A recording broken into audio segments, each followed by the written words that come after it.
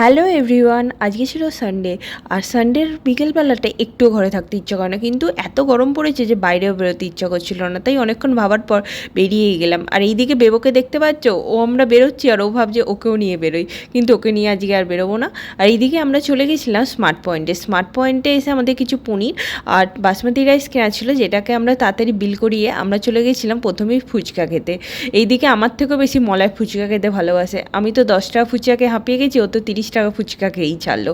তারপরেই ওর পাশে বসেছিল চানা, যেটা আমরা আবার খেয়ে নিলাম। তারপরে আমরা চলে গেছিলাম কিছুক্ষণ থেকে মলা একটা বিরিয়ানি, আর আমি রাজকেবিন থেকে তার উল্টো দিকে একটা দোকান থেকে চাউমিন কিনে নিলাম। এরপরে আমরা ওখানে দাঁড়িয়ে আছি, কিছুক্ষণের সামনে ওয়েট করছি। আর এইদিকে দেখতেই পাচ্ছ পুরো ঘেমে গেছি, এতটাই গরম হচ্ছে। তারপরে আস্তে আস্তে একটা কোল্ড ড্রিঙ্কসও খেয়ে নিলাম। আর এইদিকে বাড়ি এসে যখন চাউমিনটা খাচ্ছি, এত বিচ্ছিরি খেতে ছিল, এরকম চাউমিন আমি কোনোদিনও খাইনি, মানে কোনো টেস্টই ছিল না। আসছি পর ব্লগে।